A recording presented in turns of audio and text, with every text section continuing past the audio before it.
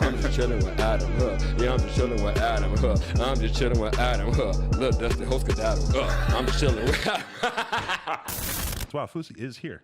Yo, I was driving with my girlfriend. Give him the mic.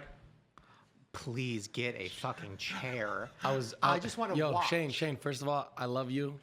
When I reached out to you, it was with good intentions, because I knew if there was somebody who was going to tell a real story, it was you, because you weren't going to look for like something that would help you in case it did turn into a shit show.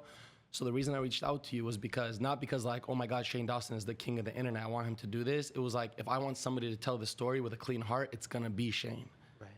So I was driving with my girlfriend right now. My dog's farting in the car, trying to find a place to shit. I see your tweet go live. I'm like, babe, they're talking about me right now. Oh. So she just dropped me off right here, and I came to say hi. Hey, how you doing, bro? You know what? I want us to get another mic and a chair so you can if sort of... Shane doesn't mind. Chris, I know you don't. let's get another mic and a chair. Yeah, I think Shane, we know Shane likes stuff like this. Yes. Okay. Because Shane, can I tell I you was something? going to tweet you right after I left here Can I to be tell like, you something? hey. Can I tell you something? Gang, gang. Can I start your lap first? I can tell the chair to come. I spent so long I'm very into on this. YouTube feeling like people like you and all the, you know, the popular creators who like really support each other really didn't like me because I was a persona who I wasn't. I was Fousey too. I wasn't Yusuf, right? Right. So as a person who goes through what I go through, I always try to find a way to show people my true self. I woke up this morning, since everyone's gonna wanna know how did you feel, I wake up, and you know how everyone's like, he's gonna crash. My girlfriend's staring at me, and I just start bursting into tears. And she's like, baby, I love you. Don't worry. It happened as it was supposed to happen. Everyone loves you. Just give it time. Your story will be out there. The bomb threat was out of your control. The event was going perfect. Adam22 was on stage shouting it out. FaZe Rug was on stage shouting it out. Keemstar was on stage supporting it, texting me saying, you really pulled this off. And I know everyone's confused right now because things got hot in that argument between me and Keem, but me and him are texting right now. I'm supposed to meet him tonight. That was fire. When he came through the crowd and you were like, But the first thing I said to him, right now the video's going around viral where I told him your videos made me want to commit suicide. But what they didn't see is when I looked at him in the beginning and I said, I want to say this dead to your eye, everyone was calm. I said, I love you. I was like, we hated each other for so many years, but I genuinely love you. And I brought you here today to show the world that instead of it being Fousey versus Keem, why not Fousey and Keem? Now, there's one huge discrepancy going on in all this, which is the diss track. It's not a diss track, and I didn't get a chance to explain it on stage. And that's what hurt me so bad. So there was a YouTuber today who I woke up, I'm off social media today, obviously, because I'm protecting my sanity and energy. And I'm just waiting, for the story to tell itself. There's a YouTuber who's my friend who tweeted very malicious things towards me. Instead of replying on Twitter or anything, I texted another friend who had his number. I called him in the car right now. And I said, as your brother and your friend who I've hung out with you on countless occasions, I would have appreciated if before you went on tweeting about what had happened, you reached out to me, asked how I was doing, because it's a lot of things going on right now, and asked me personally what happened and had me explain to you, because you're formulating your opinion right now based on the unknown. You saw one layer. Everyone's going off saying this is a failure, TanaCon, not knowing that Ticketmaster and Live Nation feel so bad about what happened because they know it was doing so good. They want to help me throw an even bigger and better one now and put money behind it. What? Okay, so as an outside perspective, Yes. so a couple things. Number one, I never hated you, and that's mainly because I'm so out of the loop that, like I said earlier, I don't know how much you heard, I saw your hair video. Because how is it in I'm real life? obsessed Does it look with better in real life? it. Looks good. I must have seen an old one. You want to feel it? It's not real. There's no hair. Like it's a. Well, because there was the airbrushed hair. Whoa! Sorry. Wait, Sorry, I want to try that too. sorry. There was the airbrush. Wait, Oh my God, that's so fucking smooth. That's crazy. It's SMP. No, it's oil because I have to. It's SMP. It's scalp micropigmentation, and I'm not scared to say it because it was an insecurity of mine for so long. Yeah. I got something to make it so I don't have to walk around like. It's not to say I have hair. I don't. I lost it. I took medications so many years of my life. I lost it. But this makes me feel good. Yeah. So I think it does look better than probably what it would look like without it, to be honest, because it just establishes the hairline. thank you. Can I say one thing before you ask me anything you want? when I watched the whole TanaCon thing you did and everything, everybody watched it. It was amazing. It's beautiful storytelling because what you did, you had no intent in what you were trying to do. You were trying to tell the story. Yeah. There was no profit, no gain coming from you. You were friends with these people. You were a part of this event, yet you still said, I just want to tell the damn story. So the fact that I'm now sitting here and I'm driving and I hear you and you guys end up talking about me, a lot of people, and it's upsetting me so much, and that's why I'm off social media. I don't like when people try to self-analyze somebody's mental health on such a grand scale. Yeah, no, I it's agree. so disheartening seeing so many people tweet saying, yo, I used to love you, but you're manic, you're off your meds, you should be in a psych ward. They didn't stare at me face to face like you are right now, and I feel energy between me and you right now. What they're calling manic, I'm just calling passionate. You know, and when I do tell the whole story of the people involved, how I did meet Drake, how Lenny S., DJ Khaled's manager, was the one mentoring me through this whole thing, how so many big people were supporting me, and this still failed, showed me why it was supposed to happen last night. Anyways, I'm gonna sit back and let you do. Can I get a Diet Coke? He brought that. Oh, he's smart. I believe. And water? I would say water. They might have waters in the front. Okay, anyways. I Chris? wish I had one. Thanks for not minding, man. Shane wants one too. I was like, you know what I'm learning in life? So I gave up the last year of my life, and I wouldn't dare show up to YouTubers. It's not even about you not hating me. My mind and heart convinced me that you did before I even knew if you did or not. And I felt that way with all of YouTube. Because Fousey2 became such a bad name, but the whole time I'm just trying to figure out. So this morning when I broke down and crying, it was because I told my girlfriend, who I love so much, I said, I was so scared to create for so long. I felt like this was the time, and I did it with good intentions. I was ready to show the world, and it still backfires. And she reminded me, she goes, don't worry. She goes, God is building you up for the next one. You're so, like, anyways, that gets deep, so. I think, so here's the thing, and this is why I was actually going to reach out to you after I left here. I was hoping I'd run into you. I'm happy that you're in the here. alley or something. Yeah, something by the trash. You should have can. seen his face. Because the reason I brought up, he said you talked about it publicly with the mental illness thing, which is why I was apprehensive to bring it up. But then because you had talked about it, I was like, okay.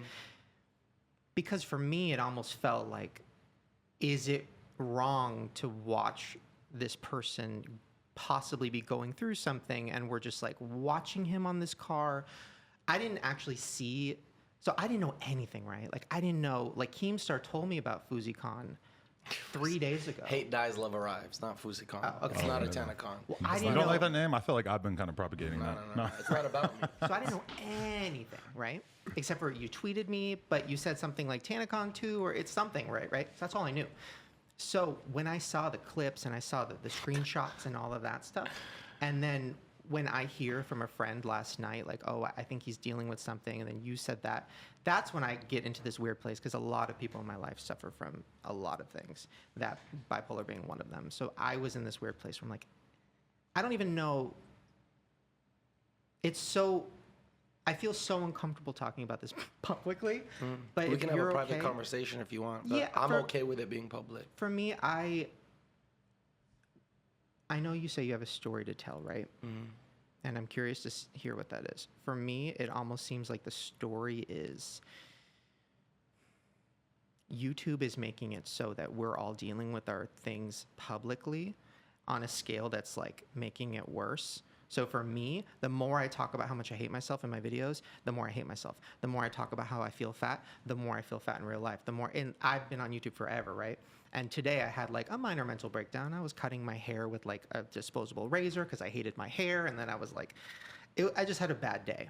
And I came here being like, dude, I don't know if I want to do YouTube anymore. Like I really did have that thought today because I was in such a dark place. And I didn't want to cancel on you because I'm like, I can't fucking cancel. I'm not going to cancel. So I came. Appreciate that. Of course. So when I heard about the thing with you, it made me feel for you as somebody who deals with similar things, being like, that's why I don't even know what stance to take. Because if I support you, am I supporting you going through something publicly, and that's not good? But what I do support is like you just being honest about everything. You know what I mean? And so My mom was terrified yesterday because after she's watching the live stream. I tell her, Mom, I have Drake coming, all this stuff. Like, this is about to be the biggest night of my life. This was going to be the biggest night of my life because of the night before when I did meet Drake, right? When I haven't even told that story yet. People are still like, oh, I'm very excited he's for that just story. making up shit now because they didn't hear the story. But my mom is terrified because I'm talking with such energy because obviously there's a lot going on. She's like, Habibi, slow down. It sounds like you're going crazy. And it hurt me so bad. So I talked to her as my mother this morning. We just had a FaceTime call. And I said, Mama, listen, I have never been more calm, more grateful, more happy, more blessed in my life. I go, I just need you as my mother to trust me in this right now. I know it looks weird from the outside, but I was like, as soon as my speech gets out, you'll know what my intentions were. So right now, the news, everybody, all they see, prank, bomb hoax, YouTuber on top of a car, screaming, fight. I sat on that car. I didn't even think of that. The prankster got pranked. And that's kind of like I'm an not a important. prankster. No, but you were. Yeah. You know, you kind of got famous for the original. That's what they were trying to say, like, oh, it was a prank at the Greek theater.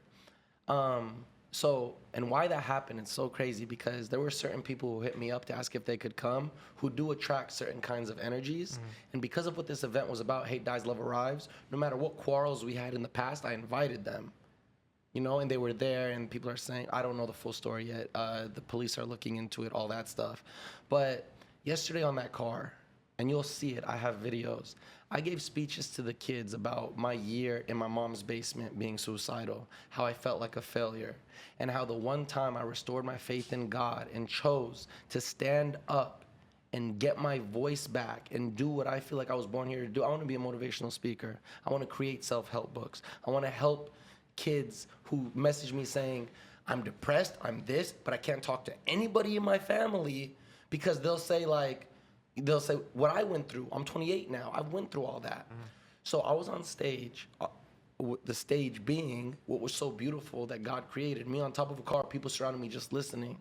And I talked about equality. I talked about love. I talked about, in every message I put out there, I said, I don't care what skin color you are. I don't care what religion you are. I don't care your sexual orientation. I don't care if you like girls, you like guys, you like neither. I don't care what label life puts on you.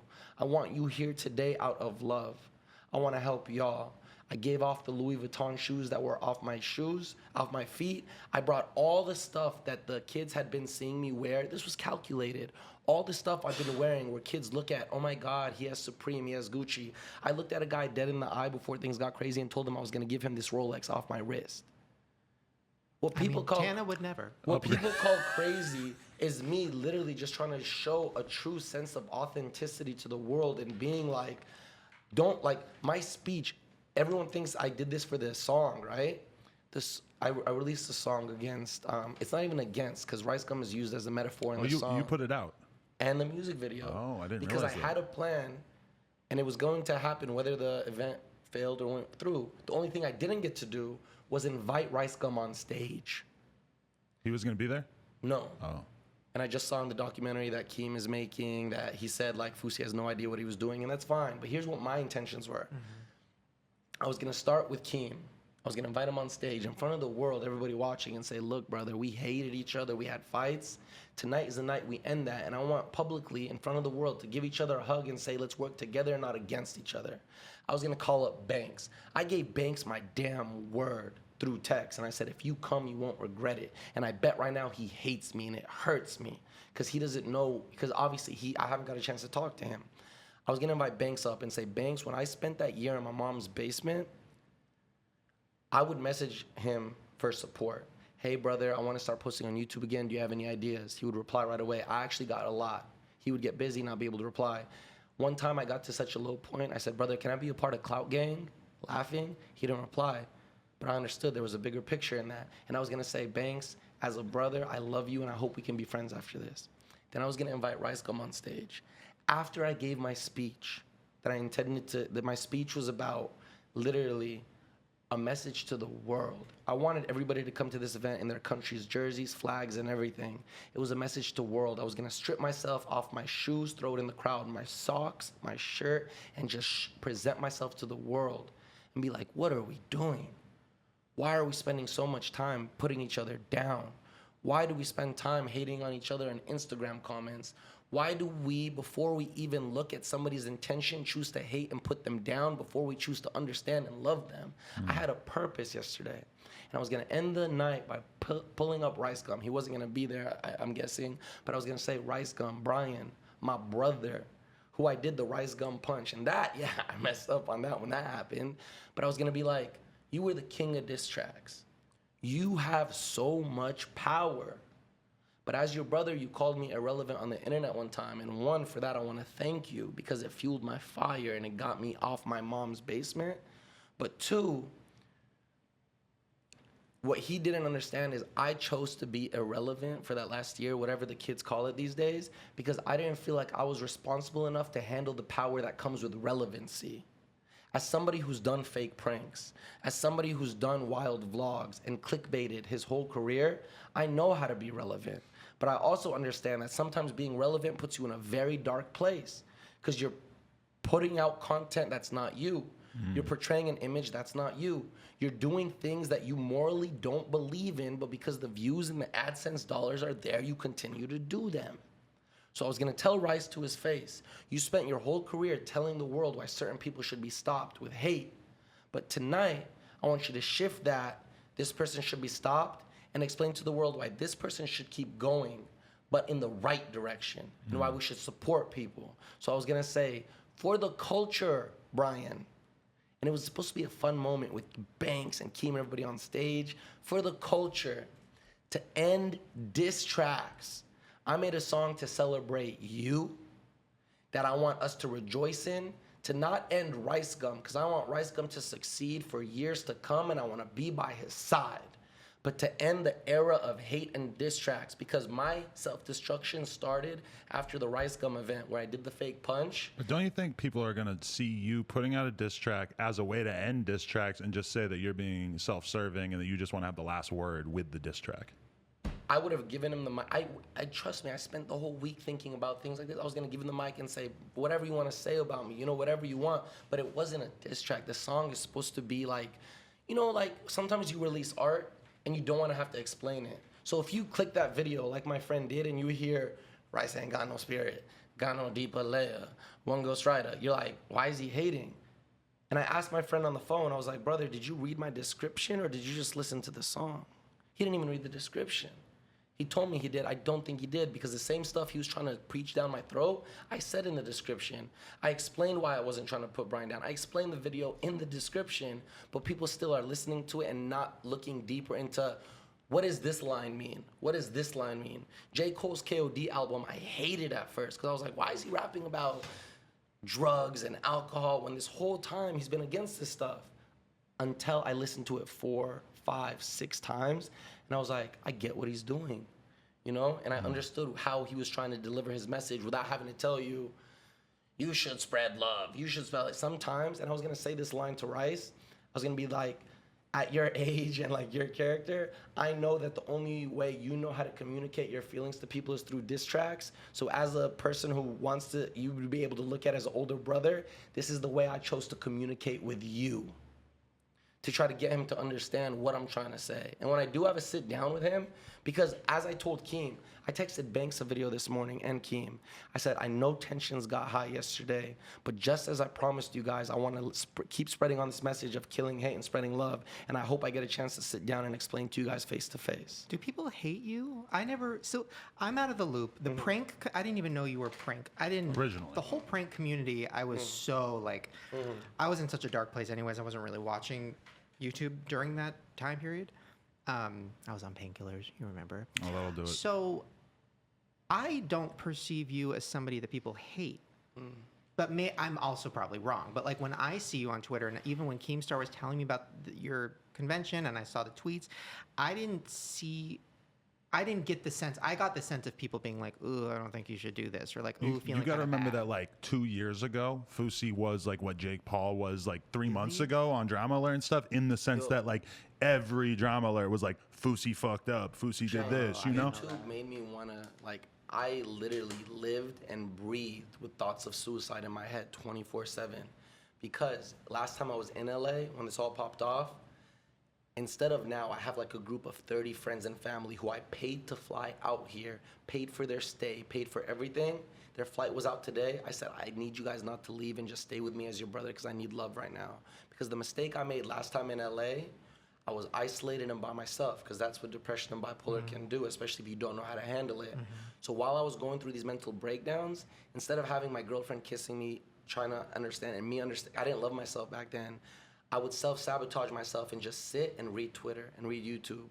And it got to the point I was hated on so bad that the way things were lined up, for example, there was a supporter of mine, his name was Efren, rest in peace. I'm still in contact with his father to this day. Efren sent an email to my email, and his father did, and he said, my son is battling cancer, his dream is to see you. I booked my flights and I flew down there. This happened at the same time, everybody was hating on me. So instead of the world trying to see an intention of what I was doing, it got spinned off as literally the channels, and I'm trying to spread love now, I'm not gonna name them by name. Multiple channels spent months parading the idea that Fousey used a young teenager with cancer for his self-gain to get out of the hate. When I'm on his bedside, I'm talking to him off cameras, I'm still in contact with his dad, we still talk about his son. Literally, I started my first motivational tour in Australia just last week before this whole thing started. I'm on stage, my first ever tour, Melbourne, Australia, and I say, at the end of my speech, my show was supposed to end 30 minutes, I never got the memo, so I kept going. And I was like, I have time to kill. Does anybody want to come on stage who needs help with something? A boy stood up. I joke around to the audience and say, oh, he's probably going to talk about why a girl doesn't answer his DMs or why he sucks at Fortnite. I joked around. Comes up on stage. Teenager. Tells me his father just passed away with cancer. He himself just got diagnosed with cancer. He sleeps with a knife by his bedside, and I'm his support system. I broke into tears and hysterics right then and there. And in my head, sadly, the first thing I was thinking is this is so surreal. Because I have evil thoughts, people are already gonna think this is like planned. I even judged his intention and asked myself, is what he is saying true? Because it was so unpredictable. I invited him and his family backstage. I talked to them. I didn't put it in the video, off camera, private conversation, and we were in tears. His brother hugged me. His brother's wife hugged me. The kids hugged me. They thanked me. And it showed me that I have a bigger purpose. But the problems that I had in the past is I allowed my bigger purpose to be stopped by allowing the opinions of others to define me. So right now, the internet's probably saying a whole bunch of shit about me, but instead of spending my time looking at it, I'm surrounding myself with good energy, with love, and filling my head. As you know, somebody who struggles and friends struggle, you gotta feed yourself the energy you wanna live by. So instead of reading and believing, I'm a piece of shit, I'm a failure, I should kill myself, I'm manic, I'm this, I'm telling myself, I'm compassionate, I'm humble, I'm caring, I love everyone around me, I try to treat people with respect. I'm trying to train myself now to be the person who I've always wanted to be. You know, it wasn't easy going through what I've been going through. I just got off my medications recently. Let me ask this. Sorry for talking so much. No, it's okay. I think this is an important question. So you tried to do this event. It looked like it was going to be at least a moderate success. It got taken out by something that, you know, probably we realistically could have expected, that somebody was going to fucking call some bullshit in. I had no idea. You know, yeah, I didn't think of it like that, but now that I think about it, I'm like, damn, 50,000 people watching. I'm not really that surprised some dickhead decided. 60,000 people watching live before the event started. Crazy. That wasn't the actual event. Right. OT Genesis was backstage. Mano was backstage. Dipset was arriving soon. Wi-Fi's funeral was Styles arriving P. soon. I met Styles P from the Locks for the first time there. Sent me a Very video. exciting. Right? My boys sent it to me because they knew how bad I felt yesterday. Styles P sent me a video and said, Fousey, my brother, my love is with you. Styles P. I like that. That's You know what I crazy. mean? Why did you do it in such a short amount of? After the TanaCon thing, my first reaction was like, no matter who you were, right? I didn't have any backstory of you or beef with you or anything. You're just, you know, a peer, right? So I'm seeing that, I'm like, who the fuck would, even if they had $1 billion to do it, attempt another thing so close, like with such a little amount of time? Like, why not do it right and take a long time to make it work and get everybody's schedules aligned and do all that thing and have a success? Why did you feel like you had to, like, oh, I have to do it? Can I tell you honestly, and Yeah. this is gonna be embarrassing, the internet's gonna laugh at me for this. I had a nose job scheduled for the 19th. That's my birthday. sorry. Is it? Happy birthday. Happy nose day. Happy 21st birthday. I'm just chilling with Adam, yeah, I'm just chilling with Adam, I'm just chilling with Adam, look, that's the host skedaddle, I'm just chilling with Adam.